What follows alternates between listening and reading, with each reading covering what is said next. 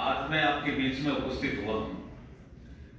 माननीय सर्वोच्च न्यायालय का एक फैसला आया कि वीवीपीएटी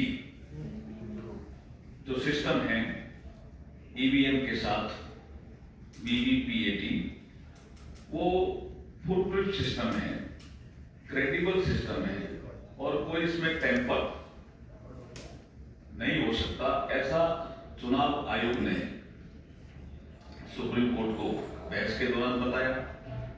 चुनाव आयोग ने समय समय पर राजनीतिक दलों को बुला करके चुनाव आयोग ने ईवीएम के वीवीपैट के सिस्टम को समझाया।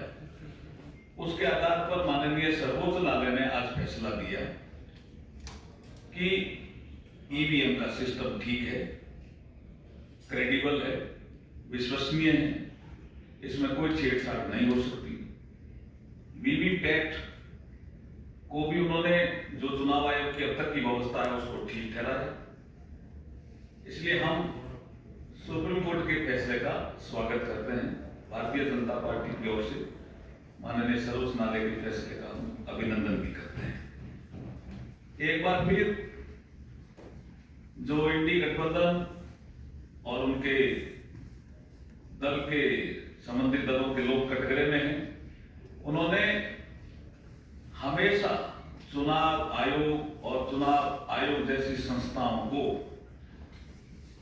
कम तरह का उनको बदनाम किया और इवन विदेश में भी जाकर के राहुल गांधी जी ने चुनाव आयोग को बदनाम किया।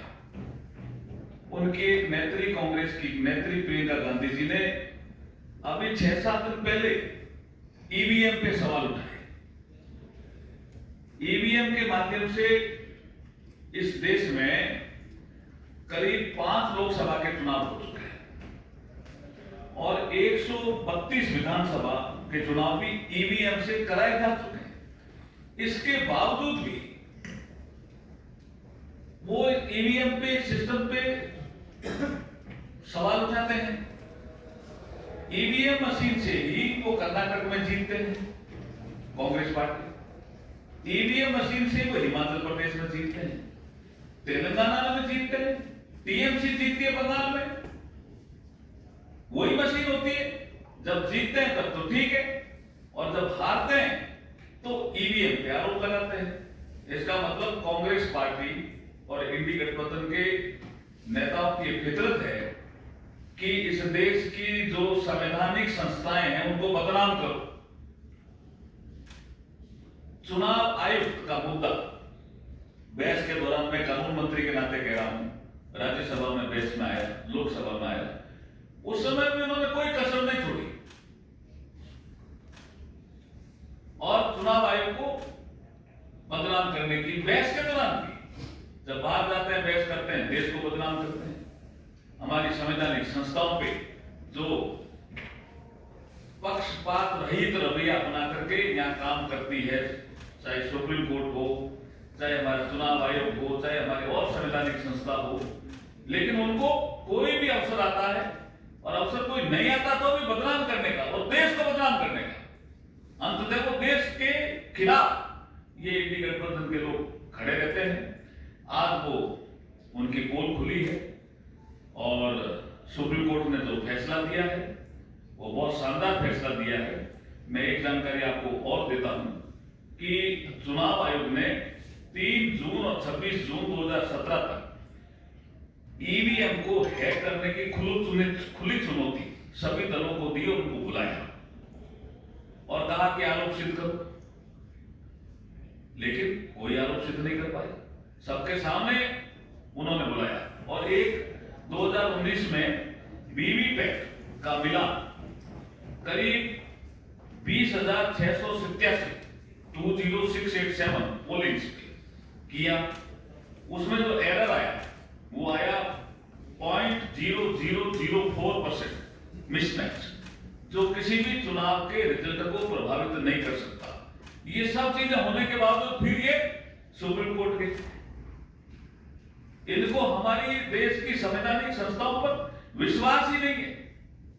इमरजेंसी के कालखंड से शुरू करेंगे तो मैं गिनाने लगूंगा तो संस्था पर इन्होंने शक किया और देश को बदनाम करने की कोई कसर ये बाकी नहीं छोड़ते हैं।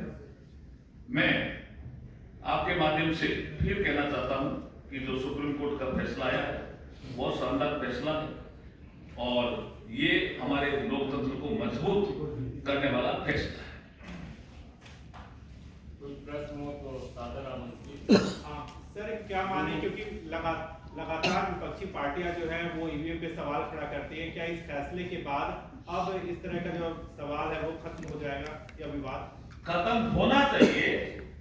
क्योंकि भारत विश्व का सबसे बड़ा लोकतंत्र है, यहाँ की चुनावी व्यवस्था काफी पारदर्शी है। अगर विपक्ष तेलंगाना में, हिमाचल में, कर्नाटक में, पश्चिम बंगाल में जीतता है तो ईवीएम सही हो जाती है और जब भाजपा जीतती है तो ईवीएम खराब कैसे हो जाती है? ये यक्ष प्रश्न है, आपको भी उनसे ये पूछना चाहिए। 91 करोड़ मतदाता भारत के अपने मतदान का प्रयोग करेंगे इस चुनाव में और दुनिया के देश आकर के देख रहे हैं कि इतने मतदाता इतने पोलिंग स्टेशन पे कैसे मतदान कर रहे हैं, कैसे मतदान शांतिपूर्ण हो रहा है, कैसे मतदान निष्पक्ष हो रहा है, वो तारीफ कर रहे हैं। और ये देश को बदनाम करने के लिए हमारी संवैधानिक संस्थाओं को बदनाम कर रहे हैं।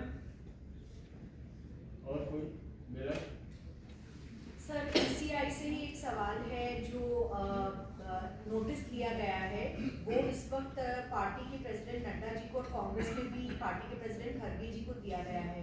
क्या आपको लगता है बतौर गृह मंत्री पहली बारी ईसी एक अलग स्ट्रैटेजी अपना रहा है, डायरेक्टली स्टार कैंपेनर्स को नोटिस नहीं दे रहे हैं? देखिए, निर्वाचन आयोग एक स्वतंत्र और संवैधानिक संस्था है। वो जो निर्णय करते हैं वो उनका खुद का निर्णय होता है, इसमें कानून मंत्रालय का कोई रोल नहीं होता। सर इससे जुड़ा हुआ सवाल ये है कि जयराम रमेश जी ने सवाल खड़ा किया है ईसीआई पे, कहा है क्योंकि आपको नरेंद्र मोदी जी के भाषण पर नड्डा जी को चिट्ठी देनी पड़ी, इसीलिए आपने राहुल गांधी जी के भाषण पर भी खड़गे जी को चिट्ठी दी है और इसको आपने देखिए, नड्डा जी ने ये कहा कि कांग्रेस अपने घोषणा पत्र के माध्यम से और अपने अलग अलग बयानों के माध्यम से जो SC ST और OBC का रिजर्वेशन है उसको छीन करके ये मुस्लिम समाज के लोगों को देना चाहती है। क्योंकि कभी मनमोहन सिंह जी ने कहा था NDC की बैठक में 9 दिसंबर 2006 को नेशनल डेवलपमेंट काउंसिल की बैठक में कि इस देश के संसाधनों पर पहला हक अल्पसंख्यकों का, विशेष करके मुस्लिमों का, उस विषय पे बोल रहे थे। तो वो चुनाव आयोग, मैंने जैसे कहा कि एक निष्पक्ष संस्था है, उनका निर्णय होता है और अपने हिसाब से वो निर्णय करते हैं।